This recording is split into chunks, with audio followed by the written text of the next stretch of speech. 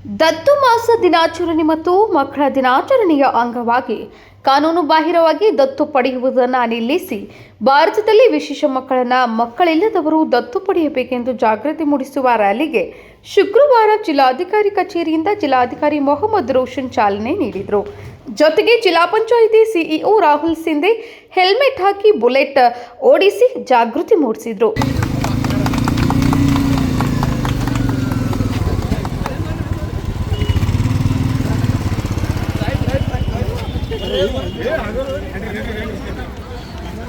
ಜಿಲ್ಲಾಧಿಕಾರಿ ಕಚೇರಿಯಿಂದ ಆರಂಭವಾದಂತಹ ರ್ಯಾಲಿ ಚನ್ನಮರುತ್ತ ಬೊಗಾರ್ವೇಸ್ವರೆಗೂ ಮಹಿಳಾ ಸಿಬ್ಬಂದಿಗಳು ಬೈಕ್ ರ್ಯಾಲಿ ನಡೆಸಿ ವಿಶೇಷ ಮಕ್ಕಳ ದತ್ತು ಸ್ವೀಕಾರದ ಕಾನೂನಿನ ಬಗ್ಗೆ ಅರಿವು ಮೂಡಿಸಿದರು.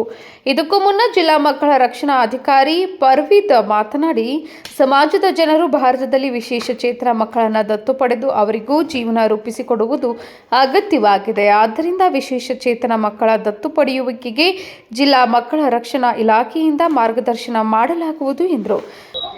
ನಮಸ್ಕಾರ, ನನ್ನ ಹೆಸರು ಪರ್ವೀದ್ ಅಂತ, ಜಿಲ್ಲಾ ಮಕ್ಕಳ ರಕ್ಷಣಾಧಿಕಾರಿಗಳು ಬೆಳಗಾವಿ. ನಾವು ಪ್ರತಿ ವರ್ಷ ನವೆಂಬರ್ ತಿಂಗಳನ್ನ ದತ್ತು ಮಾಸಾಚರಣೆ ಅಂತ ಹೇಳಿಬಿಟ್ಟು ಸೆಲೆಬ್ರೇಟ್ ಮಾಡ್ತೀವಿ ನಮ್ಮ ಇಲಾಖೆಯ ವತಿಯಿಂದ.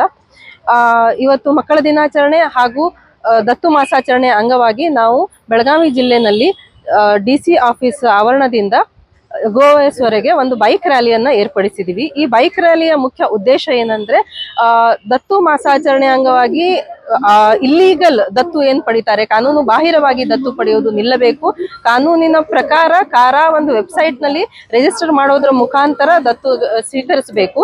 ಅದೇ ರೀತಿ ಭಾರತದಲ್ಲಿ ನಮ್ಮ ವಿಶೇಷ ಚೇತನ ಮಕ್ಕಳಿಗೆ ದತ್ತುನ ಸ್ವೀಕಾರ ಮಾಡ್ತಾ ಇಲ್ಲ. ವಿದೇಶಿ ಜನ ದತ್ತು ಸ್ವೀಕಾರಗಳ ವಿಶೇಷ ಚೇತನ ಮಕ್ಕಳಿದ್ದಾಗ ದತ್ತು ಸ್ವೀಕಾರ ಮಾಡ್ತಾ ಇದ್ದಾರೆ. ಆದ್ರೆ ಭಾರತದಲ್ಲಿ ವಿಶೇಷ ಚೇತನ ಮಕ್ಕಳಿಗೆ ಯಾವುದೇ ರೀತಿ ಪ್ರಾಮುಖ್ಯತೆ ಕೊಡ್ತಾ ಇಲ್ಲ, ಅವ್ರನ್ನ ದತ್ತು ಸ್ವೀಕಾರ ಮಾಡ್ತಾ ಇಲ್ಲ.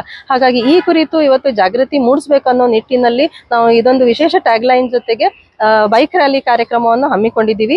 ಈ ಬೈಕ್ ರ್ಯಾಲಿ ಕಾರ್ಯಕ್ರಮಕ್ಕೆ ನಮಗೆ CWC ಕಮಿಟಿಯವರು, ಅದೇ ರೀತಿ ನಗರ ಮತ್ತು ಗ್ರಾಮೀಣ ಮಹಿಳಾ ಮತ್ತು ಮಕ್ಕಳ ಅಭಿವೃದ್ಧಿ ಇಲಾಖೆಯ ಶಿಶುಭಿವೃದ್ಧಿ ಯೋಜನಾಧಿಕಾರಿಗಳು ಹಾಗೂ ಅವರ ತಂಡ, ಅದೇ ರೀತಿ ಮಲ್ಲಿಕಾರ್ಜುನ್ ಫೌಂಡೇಶನ್, ಆಮೇಲೆ ಮಹಿಳಾ ಕಲ್ಯಾಣ ಸಂಸ್ಥೆ, ಇವರೆಲ್ಲ ನಮಗೆ ಸಹಕಾರ ನೀಡಿದ್ದಾರೆ. ಇವರೆಲ್ಲ ಸಹಕಾರ ವತಿಯಿಂದ ನಾವು ಇವತ್ತು ಯಶಸ್ವಿಯಾಗಿ ಬೈಕ್ ರ್ಯಾಲಿಯನ್ನ ಹಮ್ಮಿಕೊಳ್ತೀವಿ. ಈ ಒಂದು ಜಾಗೃತಿ ಕಾರ್ಯಕ್ರಮಕ್ಕೆ ನಮಗೆ ಮಾಧ್ಯಮದವರ ಸಪೋರ್ಟ್ ಕೂಡ ಬೇಕಾಗಿದೆ.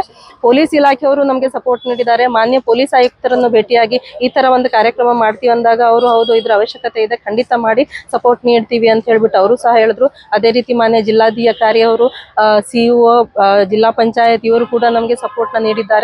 ಹಾಗಾಗಿ ಈ ಕಾರ್ಯಕ್ರಮವನ್ನು ಯಶಸ್ವಿಯಾಗಿ ಮಾಡ್ಬೇಕಂತ ಅನ್ಕೊಂಡಿದೀವಿ. ಬಾಲ ನ್ಯಾಯ ಕಾಯ್ದೆ ಮತ್ತು ದತ್ತು ನಿಯಮಾವಳಿ ಕಾನೂನು ಅನ್ವಯ ಬದ್ಧ ದತ್ತು ಮಕ್ಕಳನ್ನ ಪಡೆಯುವುದು ಎಲ್ಲರೂ ಪ್ರೋತ್ಸಾಹಿಸಲಾಗುವುದು ಹಾಗೂ ಸಾರ್ವಜನಿಕವಾಗಿ ಕಂಡುಬರುವ ಅನಾಥ ಮಗುವನ್ನ ಕದ್ದು ಮುಚ್ಚಿ ಸಾಕುವವರಿಗೆ ಕಾನೂನಿನಂತೆ ದತ್ತು ಪಡೆಯಲು ಮಾರ್ಗದರ್ಶನ ನೀಡುತ್ತೇವೆ.